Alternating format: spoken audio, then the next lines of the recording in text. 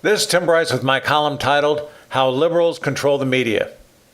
The press is howling over President Trump's recent attacks on their professionalism and credibility, even going so far as contending he represents a genuine threat to the First Amendment, specifically the freedom of the press.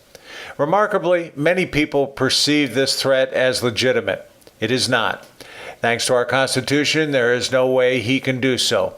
But there is nothing in there about how he treats the press or they towards him. Way before he was elected, Mr. Trump has been under attack by the news media, claiming he was a pompous clown who didn't have a chance in hell of being elected. During the campaign, the press gave the distinct impression they were protecting Mrs. Clinton and trying to smear Mr. Trump. So even a blind man should realize there is no love lost between the president and the press. The question becomes what to do about it. Since Richard Nixon's term of office, there hasn't been an amicable relationship between Republican presidents and the press. This includes Gerald Ford, Ronald Reagan, George H.W. Bush, and George W. Bush. They were often portrayed as incompetent buffoons, and the slightest indiscretion was blown out of proportion. This is not to suggest they were all saints, but by comparison, Democrats did not experience the same scrutiny or ridicule. Unlike most Republican presidents who sat there and took the abuse from the press, Mr. Trump is taking a different tactic and is willing to stand up to them.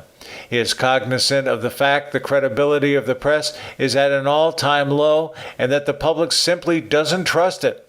Such low esteem is reflected in diminishing circulation of newspapers and lower TV news viewership. Mr. Trump's genius resides in his ability to manipulate the press, something he has cultivated for years as a businessman and entertainer. Although the news media will not admit it, Mr. Trump put millions of dollars in their tills.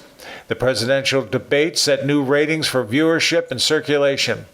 Whether you loved him or hated him, the public watched closely, simply because he was provocative and avant-garde. He endeared himself to the voters by saying what had been on their minds for a long time, thereby awakening the silent majority. Simply genius. Now that we're past the election, and as the media was embarrassed by Mr. Trump, they have stepped up their attacks, desperately looking for any chink in his armor. For example, I cannot remember the last time I read or heard anything favorable about Mr. Trump from the New York Times, the Washington Post, CNN, and others. Not surprising, Mr. Trump knew this was coming, and instead of kowtowing to the press, he defiantly stood his ground and turned the tables on the media, to which they claimed foul. I believe there's little doubt the media is biased against Mr. Trump. Having accompanied the press at Mr. Trump's campaign rallies, I saw this firsthand. Beyond this, there is also the problem of having any pro-Trump articles printed by the press. Over the years, I have submitted a multitude of articles to different news outlets. One thing I learned from this, if it does not suit their political agenda, it will not get any ink. And if you don't get the ink, your career as a journalist will go nowhere. If the media is owned and operated by the left, anything other than liberal dogma is censored, be it a major article or a simple letter to the editor. It is not uncommon for conservative articles to be ignored or buried by the mainstream media. Publishers will deny it, but this is a common occurrence. If you don't play ball, you simply do not get posted or properly publicized.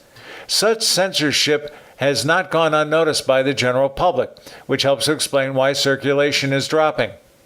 I have an illustrator friend who has noted the same attitude by the news media. His work has attracted national attention over the years and has appeared on the cover of just about every major news and sports magazine in the United States.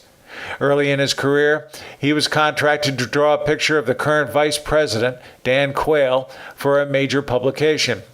Nearing completion, he was asked by the magazine, "We want you to make him look a little dumber," and he complied. Then, as the Clinton administration entered office, he was asked to draw a picture of Vice President Al Gore by the same magazine. Using the same style he used for Mr. Quayle, he submitted his picture of Gore, whereby he was quickly reprimanded. "What? You've really gone too far this time. Make him look smarter." So yes, there is a double standard in the news media, and frankly, nobody should be surprised by this. Newspapers in this country were founded on political agendas, going as far back as the 1700s. This is why I'm an advocate of the Constitution First Amendment Press Association's, the CFA-PA, Constitutional Journalist Pledge, which seeks to improve ethics in the field of journalism. Until such time as the press corps cleans up its ethical standards and truly promotes freedom of speech, look for them to remain at war with the president. This may sell newspapers, but is unhealthy for the country overall. One thing is for sure, their days of controlling the president are over, and this is what angers them most of all. Friends, keep the faith. This is Tim Bryce of Palm Harbor, Florida. Follow me on the internet at timbryce.com.